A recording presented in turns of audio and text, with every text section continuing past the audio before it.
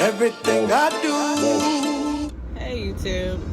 Okay, so now I'm here to talk about my second childbirth. This one was a little different. My son was the same as my daughter. You know, I carried them very easily. With him, actually, I don't think I ever threw up. I didn't. I was fine. Yeah, I was fine. I never threw up with him. He was really good. I went through a lot with him, but I didn't throw up. Like, when I say I went through a lot, I mean, like, stress type went through a lot. Like, I was scared something was going to be wrong with him when he came out because I stressed almost the entire pregnancy. I stressed over anything. I just went through a lot of stress. Let's just leave it at that. So, yeah. I think that was it. He was pretty cool the whole time. He sat pretty low. You know, my daughter mostly sat up in my ribs the whole time. But him, he was pretty low. He was very active and stuff. Then, you know, I'm thinking I'm going to have him 2 weeks early and having him the same day that I had Aaliyah because, you know, she came early. So I thought my second one was going to come early too. But nope. And their due dates were 2 days apart. You know, and mind you, my daughter came early. So I was just like, this one's going to come early too. But he actually comes on her due date. The day that she was supposed to be born. Because she was supposed to be born in September, but 2 weeks early, so August. And he was supposed to be born in September, which he was, but just 2 days past his arrival date, due date. But yeah, so once it got to his due date and I still had no baby, I was like, what? So my doctor was like, do you want to keep going or do you want to get induced? Because honestly, he's not moving a lot like we would like him to move. So we kind of feel like you should get induced because it's kind of scary if your child ain't moving like they're supposed to. So I'm like, do it safe for the baby. If I gotta get induced tomorrow, let's go. I'll call off and say, hey, my maternity leave needs to start now. I don't know why that was a tongue twister. So, you know, I let them know, hey, I won't be coming back to work. I'm out officially. Because by the time I left the daggone hospital, from them checking to see if my son was moving or not, I would have got too late to work. So, yeah. So, I Snapchat almost the whole, I think I Snapchat the whole thing.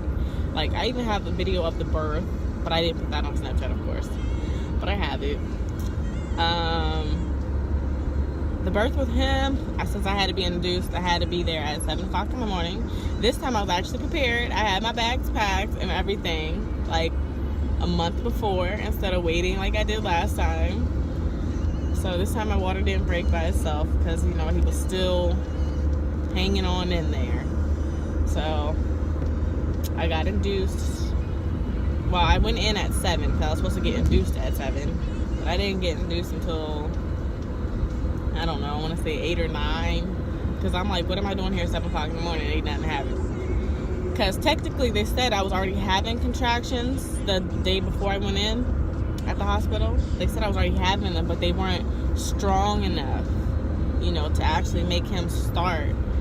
So that was another reason why they took me in. Because my contractions weren't strong. Like, I couldn't even feel my contractions. Because they're like, you're having one right now. And I'm like, I don't feel nothing.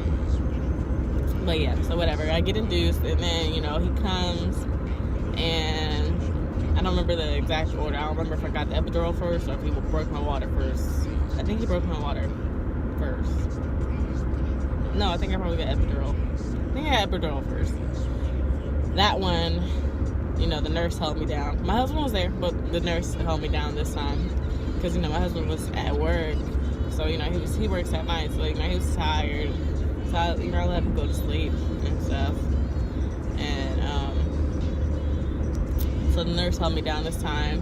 Because this time I was smart. I was like, forget it. I already know I can't do it natural. Because if it's going to feel like the last time, give me the epidural. While I'm not squirming yet, you know? Again, they gave me the epidural. My baby always somehow just comes faster than the freaking epidural can work. So I end up getting the big boy shot that just paralyzes me from the waist down for a long, well, numbs me from the waist down. So yeah, I got 2 of those because my son was coming so fast after they broke my water. Like, I believe he broke my water at like 10:30. I believe he broke my water at 10:30. And my son was here by 1:07, I believe. 1:07. Yeah. So I was very fast. Because by the time I got the epidural, and then yeah, she gave me one of the bad boy or whatever she called it, boyfriend shots. And she was like, if you still feel this in 30 minutes, let me know. Because, you know, he was coming so fast, so the pain was getting stronger and stronger. So 30 minutes she came back. She's like, do you still feel it? And about that time, I think I was like 8 centimeters. And I'm like, yeah, I still feel it. So they don't want me, you know, to feel the pain. So they gave me another one of the bad boy, boyfriend, whatever she called it. She had a nickname for it. Gave me another one. Those nurses was fun. Like, she had me cracking up the whole entire time. Like, just stuff that she was saying. I can't even remember, but she had me cracking up. She was very cheerful, very happy. But yeah, gave me another one. And, yeah, it was time for action. Time to push this time. This time I had a different doctor. I actually wanted him to deliver my baby, so I was kind of happy I had him. And he gonna talk about, because I was like, should I push now? And he was like, whenever you're ready. And I was like, what do you mean whenever I'm ready? Because, you know, my first doctor would tell me, for my first baby, she was like, push. But him, he wasn't saying nothing. He was just standing there. And I'm like, do I need to push? And he's like, yeah, go ahead if you want. And I'm like, if I want? What do you mean? Like, is it time? Like, I can't tell. Like, he had me cracking up during labor. I'm like, are you serious? Like, is it time to push? Can I push now? Like, do I push now? Like, I had to keep asking him, and he just kept saying, sure, if you want. Anyways, my son finally came, and this time I didn't do any Kegels. I learned from the first one. But yes, he was here, and he was a big baby for me. You know, he was 7 pounds. And I also didn't tear with him either. It did good. Didn't tear. But yeah.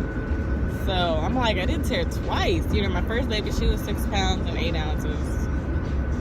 And him, you know, 7 pounds flat. So I'm like, I did good. I did good. But this time, like, let me tell you.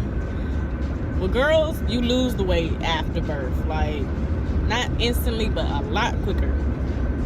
Boys, you might lose some, but I didn't lose. I only lost maybe 20 pounds. My daughter, I lost almost like everything that I had gained.